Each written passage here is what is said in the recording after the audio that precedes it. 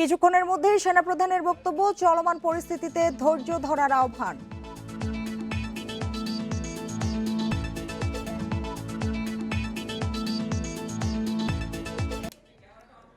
কিছুক্ষণের মধ্যেই জনগণের উদ্দেশ্যে বক্তব্য রাখবেন সেনাপ্রধান জেনারেল ওয়াকারুজ্জামান।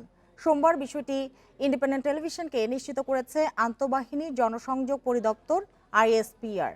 সেনাপ্রধানের ভাষণ একযোগে দেশের সব টেলিভিশন চ্যানেলে সম্প্রচার করা হবে। সম্প্রতি কোটা সংস্কার ঘিরে শিক্ষার্থীদের আন্দোলনের জেরে দেশ জুড়ে সহিংসতা ছড়িয়ে পড়ে। সংঘর্ষে এ পর্যন্ত 2 শতাধিক মানুষের মৃত্যু হয়েছে। নৈরাজ্য ঠেকাতে সরকারের দ্বিতীয় দফায় রোববার বিকেল 6টা থেকে সারা দেশে অনির্দিষ্টকালের কারফিউ জারি করে। কারফিউ কার্যকরে সারা দেশে মোতায়েন হয়েছে সশস্ত্র বাহিনী।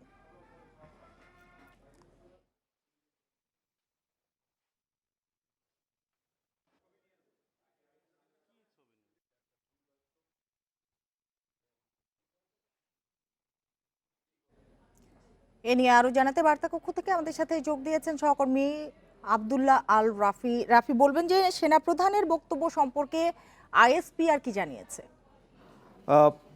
সেনাবাহিনীর যে মুখপাত্র, বিশেষ করে আইএসপিআর এর কর্মকর্তা, দুজন সহকারী পরিচালকের সাথে আমার কথা হয়েছে। তারা যেটি জানিয়ে, সেনা সদর দপ্তর থেকে যে তথ্যগুলো সাংবাদিকদেরকে দেওয়ার কথা বলা হয়েছে সেটি হচ্ছে এরকম যে সেনাপ্রধান জেনারেল ওয়াকারুজ্জামান আজ 2 ঘটিকার সময় জনগণের উদ্দেশ্যে বক্তব্য রাখবেন এবং সে সময় পর্যন্ত জনসাধারণকে সহিংসতা পরিহার করে ধৈর্য ধারণ করার আহ্বান জানিয়েছেন, অনুরোধ করেছেন।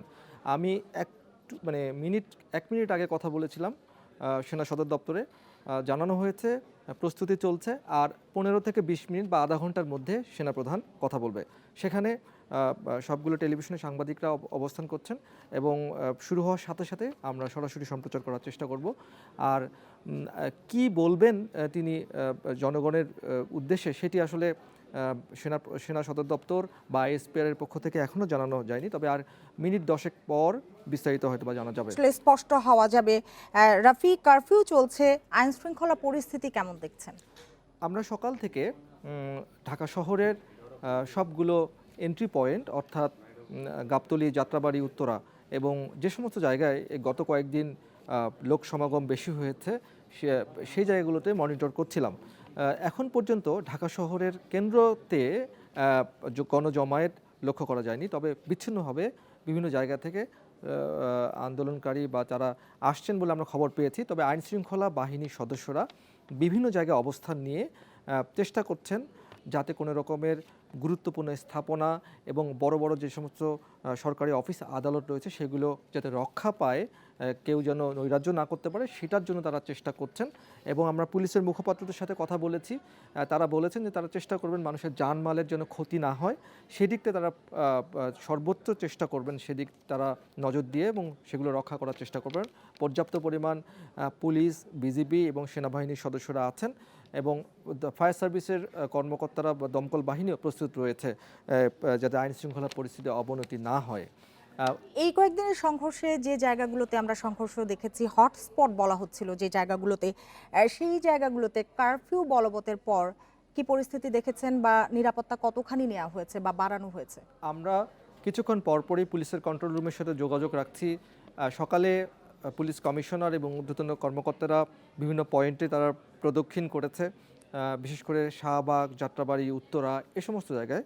তো বেলা বাড়ার সাথে সাথে, অর্থাৎ 11টা পার হওয়ার সাথে সাথে কিন্তু কিছুটা আইন শৃঙ্খলা বাহিনীর সদস্যরা ছোট হয়ে আসে এবং একেবারে গুরুত্বপূর্ণ যে স্থাপনাগুলো রয়েছে সেই স্থাপনাগুলোতে একেবারে অবস্থান নিয়েছেন। তো অনেক, যেহেতু আমরা 1টা বাজার কিছু আগে যেহেতু আইএসপিআর এর একটি বক্তব্য আমাদের কাছে এসেছে, যেটি আপনারা সবাই স্ক্রলে দেখছেন, ব্রেকিং নিউজে দেখছেন, তারপর থেকে কিন্তু সবার নজর ওই সেনা সদর দপ্তরে সেনাপ্রধানের বক্তব্যের কি বক্তব্য দেয় সেটির উপর অপেক্ষা করছেন সবাই। আর নিরাপত্তা ব্যবস্থা অবশ্যই অনেক জোরদার করা হয়েছে। সকাল থেকে আমি পুলিশের ঊর্ধ্বতন কর্মকর্তাদের সাথে কথা বলেছিলাম, তারা বলেছেন যে কোনো রকমের যাতে সহিংসতা কোনো ঘটনা না ঘটে এবং গুরুত্বপূর্ণ স্থাপনায় কোনো ধরনের যাতে নাশকতা, ভাঙচুর, হামলা না ঘটে সেদিকটায় তারা পর্যাপ্ত নজর দিবেন, নজর রাখবেন। এখন যেহেতু অনেকগুলো কর্মসূচি চলমান রয়েছে, জমায়েত হওয়ার চেষ্টা করছেন, পুলিশ বিভিন্ন জায়গায় বাধা দিচ্ছে, এরকম একটা পরিস্থিতি এখন লাইভ চলছে।